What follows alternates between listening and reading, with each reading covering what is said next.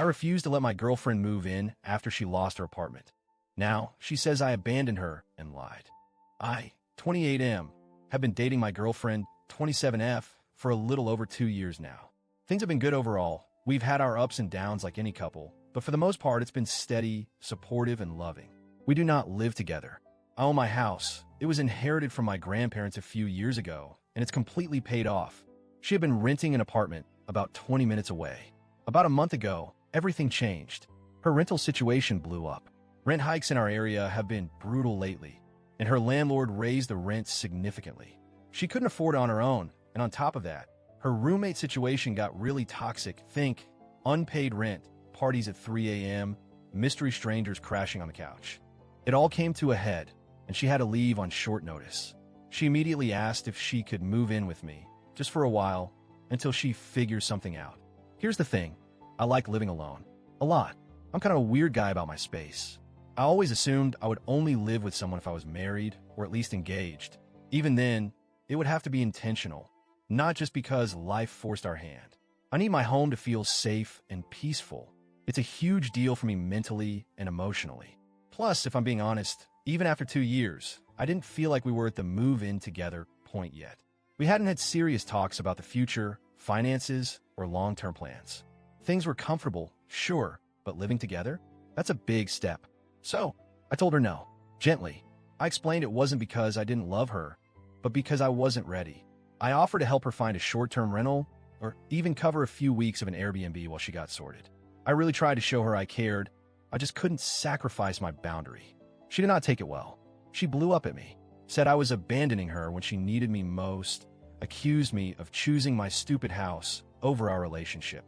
She moved in with a friend temporarily, but barely speaks to me now. Mutual friends got involved too. Some said I was selfish, cold, heartless. One even said, if you loved her, you'd make room for her. I feel terrible, but I also feel like letting her move in out of guilt would have been a terrible idea. Ida?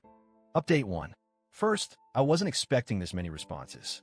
Thank you to everyone who took the time to reply thoughtfully, even the ones who were blunt or critical. I read every comment. Some of it stung, but it helped. After sitting with everything, I realized now this situation revealed some bigger cracks in our relationship that I hadn't wanted to look at. We had been coasting, enjoying the day-to-day, but we never really sat down and talked about the hard stuff, where we see ourselves in 5 years, whether we want marriage, how we view living together. I assumed we were on the same page because we got along and spent a lot of weekends together. Clearly, we weren't. I reached out to her again a few days ago. I didn't want to leave things angry. We met for coffee. I explained that my refusal wasn't about not loving her or seeing a future. It was about how I wanted to take steps forward, with intention, not panic. She was still furious. She said it felt like I pulled the rug out from under her, that after 2 years, she thought we were already building toward a life together. She said me refusing to help in her time of need proved I didn't take the relationship seriously, that I played house but never intended to make her part of it. It broke my heart to hear that, but I don't think she's completely right. I do take relationships seriously. That's why I didn't want to rush into a major commitment under crisis. It became pretty clear we're fundamentally mismatched in what we expect from a partner. She needs someone who would have immediately said yes, no hesitation. I'm someone who needs space, conversations, intentional decisions. I don't think we're coming back from this. I'm heartbroken. I miss her like crazy, but I also feel a weird sense of relief. I see now that delaying serious conversations doesn't make problems go away. It just delays the inevitable. If you're reading this and you're in a long-term relationship, have those hard talks early. Please, it's better to know now than 2 years down the road when someone is packing their life into boxes. Update 2. After our rough coffee conversation, we tried one more time to sit down and really talk. I gave her space to express everything, her hurt, her anger, her feelings of betrayal. I listened. I tried to explain again, calmly, that I wasn't rejecting her. I was rejecting the idea of moving in together because it felt reactive, not planned. She couldn't hear it, or didn't want to.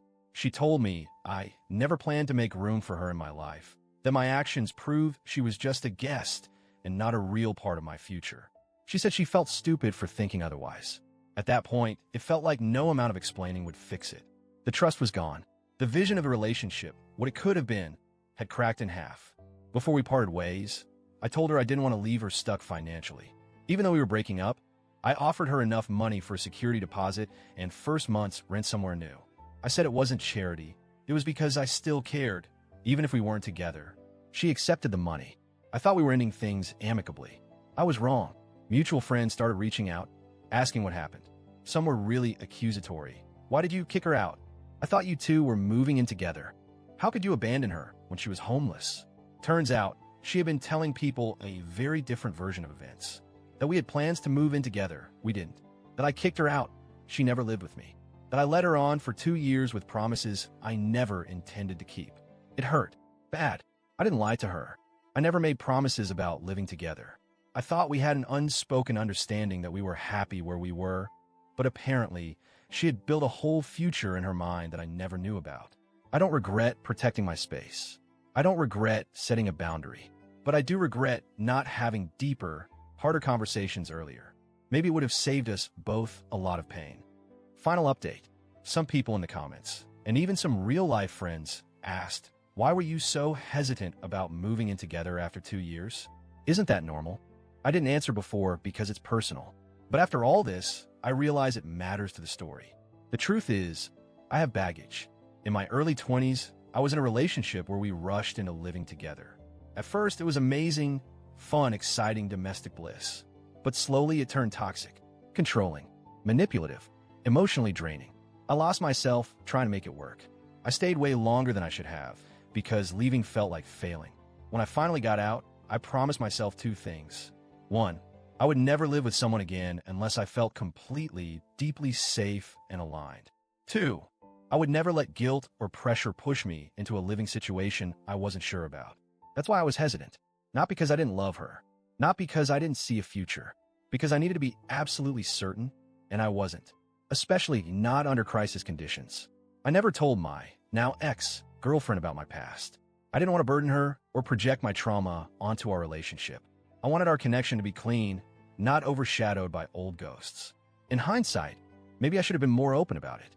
Maybe if she had understood the depth of my hesitation, she wouldn't have seen it as a rejection. Or maybe it wouldn't have mattered. Maybe we still would have ended up exactly here. I'm sad. I miss her. But I also know I did the right thing for myself. And if there's anything I've learned, it's this. Love doesn't mean abandoning yourself.